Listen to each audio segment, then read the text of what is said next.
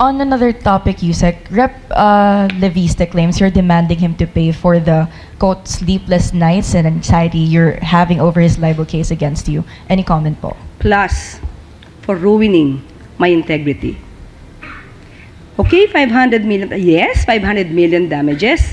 It is part of my compulsory counterclaim. I believe that because of twisting some facts in the complaint, and it ruined my integrity as Palace press officer, I believe that I deserve such, and I am entitled to such damages. So, ano sabi niya? Sleepless nights? Okay. So, in other words, anong word exactly sinabi niya? Sleepless nights and anxiety, and kaya niya raw pong sagutin yung pangpagamot niyo, Yusek. Good. Very good. He admitted that he is causing me sleepless nights and anxiety. So, that will be part of the case. Sunod na tanong mula kay Tina Maralit ng Manila Times.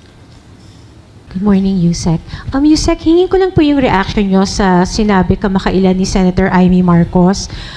Pinapatamaan niya po si Presidente na puro daw acting secretary ang ina-appoint, hindi na daw po pinapadaan sa commission and appointments. Therefore, parang wala na daw pong silbi ang CA. Ano po ang komento niyo dito? Parang walang ano daw po?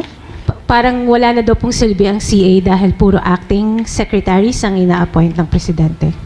Parang may nadinig pa po ako ibang word na ginamit niya. Modus operandi daw po. Okay. That's too harsh. Very harsh. Para sabihin ito sa Pangulo, dahil sabi mo nga, ito ay pinapatungkulan niya sa Pangulo. At parang kay Pangulo lamang harsh si Senator Amy Marcos. At hindi natin ito nakikita sa ibang mga kaalyado niya na nasasangkot sa ibang mga di umanong paggawa ng anomalya. Well, anyway, the President means no offense to the Commission on Appointments. The President is merely exercising his constitutional prerogatives.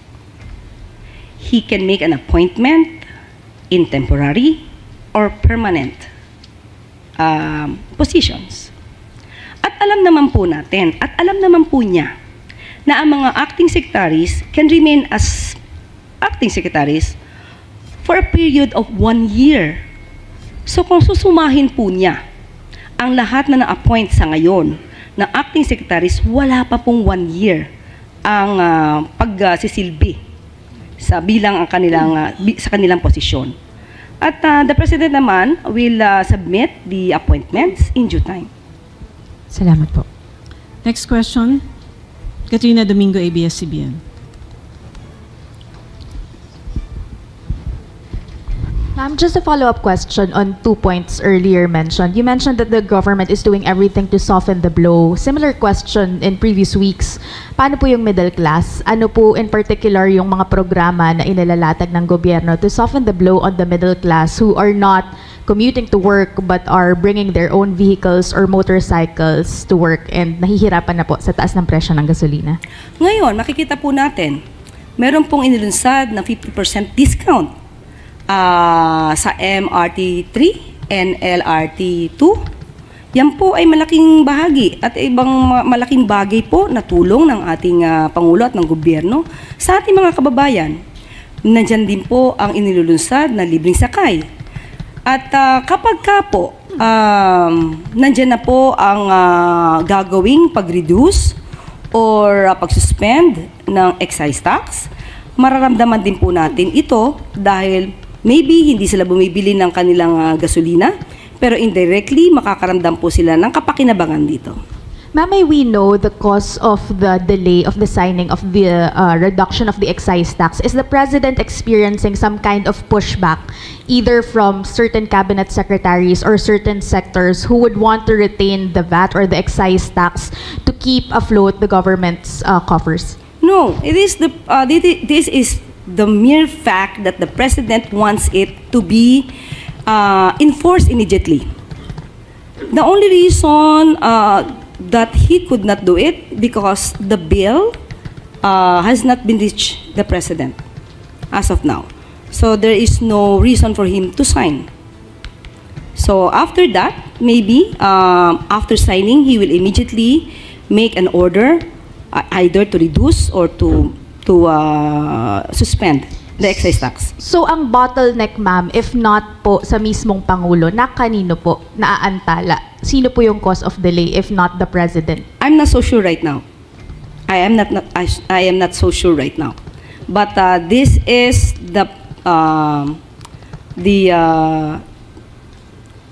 the words, no, that came from the president.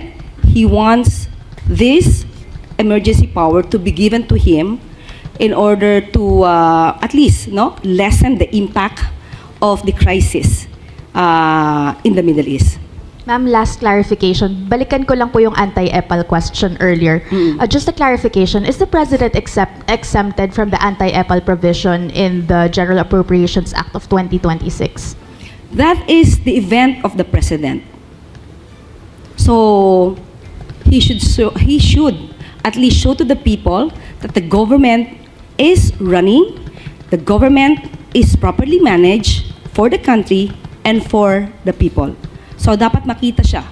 Dapat nakikita ang Pangulo dahil ang pagpapakita ng Pangulo ay pagpapakita ng tiwala sa mga kababayan natin na kung anumang krisis meron tayo, ay maaari natin itong malampasan.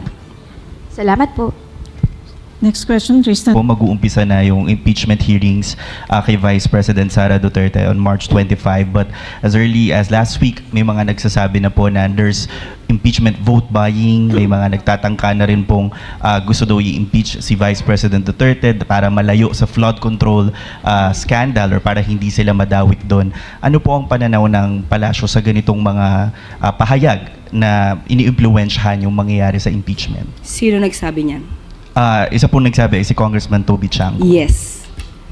Itong si Congressman Toby Tiangco, ang daming sinasabi, pero wala tayong nakikitang anumang ebidensya.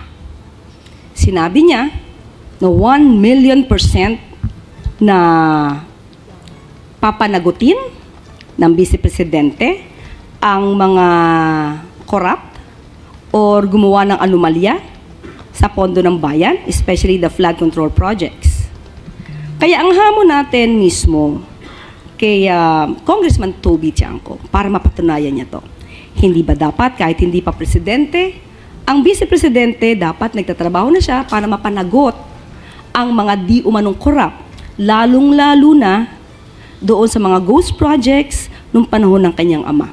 Madali naman niya malalaman kung sinong involved dito, tanungin lamang niya ang dating secretary ng DPWH na ngayon ay si Secretary or rather Senator Mark Villar. Hanggat hindi ito nagagawa, ang sabi nga natin, maaaring nanlilinlang lang si Secretary or rather Congressman Toby Chanco. So, sa ngayon pa lamang, hindi dapat niyang sirain ang anumang institusyon ng gobyerno, lalo na kung saan siya nakakasama or where he belongs, di ba? Sa institusyon where he belongs. Hindi dapat niya sinisiraan, lalo na wala siyang ebidensya. Kawawa ang mga Pilipino sa mga taong puro fake news ang inihahatid sa atin. Katulad ng sinabi ng ating Pangulo sa kanyang mensahe, iwasan po nating magbigay ng fake news. At kasama na po kayo doon, Congressman Toby Chanco. Follow-up question mula kay Ivy Reyes Bilyonario.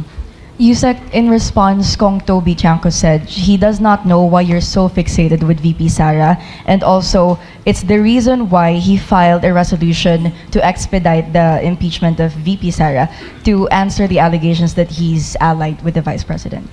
Am I fixated? So tanong natin sa kanya yan, sino ba ang tinititigan niya? Balik natin ang tanong kay Congressman Toby Tiangco. Sino po ba ang tinititigan niyo? Kasi marami naman po na nai-involve sa mga anomalya at sa korupsyon, pero nililihis nyo ang inyong mata. At mukhang inililigtas nyo pa at nilalagay nyo sa pedestal. Samantalang noon pa po, last year pa po, ito na i-issue, pero wala kayong anumang ingay patungkol dito. At sinasabi lamang niya, millions compared to billions. Ibig bang sabihin, kapag mas maliit ang halagang di umanong ninakaw, ay wag nang pansinin. Ganun po ba ang nais ni Congressman Toby Chanco? Hindi po yan nararapat. Maliit malaki ang anumang ninakaw o di umanong ninakaw, dapat panagutan. Last question, Ivan Mayrina, GMA7. Yusek, balikan ko po yung tungkol sa emergency powers. Ang sinasabi po ninyo, if my understanding is correct, hindi pa lang niya nagagamit yung power because the bill is not yet with him. But once he accepts, he gets it, he will sign it immediately. Ganun Of po ba? course, opo. Bakit naman hindi po niya ipipirmahan? Siya po yung nagnais po nito. Ma'am, actually yun din ang tanong namin pare-pareho last week because when we asked him, I asked him kung kailan ba niya balak. Ang sinasabi niya, it's a very complicated calculation and he is not going to rush into lowering or suspending excise taxes. Parang hindi ho yun nga po yung nakakapagtaka. Sinertify niya as urgent, but he is not in a hurry to exercise the powers. Okay, magkaiba po yun. Iba po yung pipirma niya agad dahil gusto niya po itong batas na to, at iba po yung maaaring hindi niya agad ma-implement. Dahil tandaan po natin, nasa batas, doon sa ginawa po na bill, na kailangan na yung price ay mag-reach ng $80 per barrel sa loob ng 30 days. So as of the time na binanggit nyo yan, wala pa po kasing 30 days. So at the time, mahirapan po siya talagang i-implement. Pero pag yan, pumasok na po, na naayos sa batas na 30 days, ay maaari na po itong magawa ng anumang order. At pag sinabi po kasi nating excise tax, ito naman po ay upon entry. So pag sinabi nating upon entry, wala po tayo, if ever, wala tayong maaangkat na langis, so hindi ma-exercise yung pag-reduce at pag-suspend ng excise tax. So ganun po yung ibig sabihin ng Pangulo. Last. Nag-announce po ang LTFRB ng dagdag pasahe only to be suspended the following day by the President. What went into this decision, ma'am, at bakit umabot pa sa punto na i-announce ng LTFRB at babawiin din ng Pangulo kinabukasan?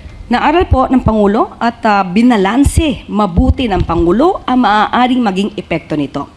Dahil nauna na po na magbigay ng ayuda. Sino unang binigyan ng ayuda ng Pangulo? Hindi po ba ang transportation sector?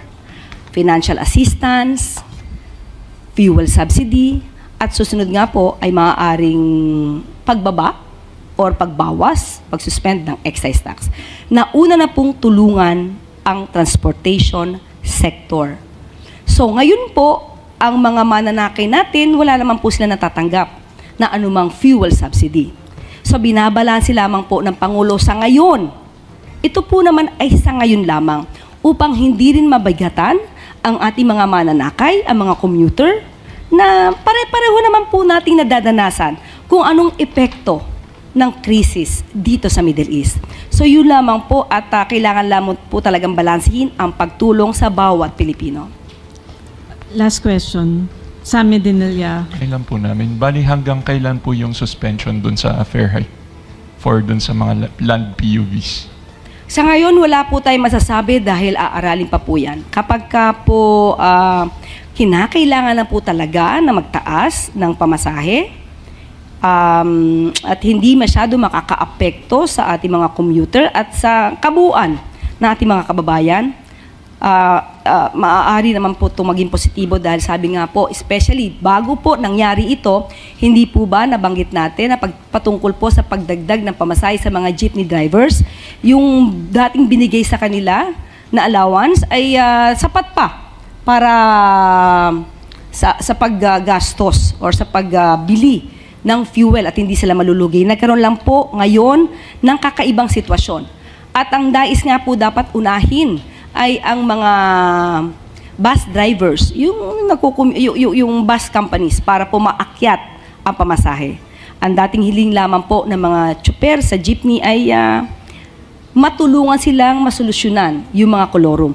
Pero since na iba nga po ang sitwasyon, kailangan lang po talagang balansin ng Pangulo ang bawat kondisyon sa ngayon para kumbaga lahat po tayo ay makinabang, lahat po tayo ay maibsan ang nararanasan nating hirap or impact ng hindi natin ginustong sigalot sa Middle East.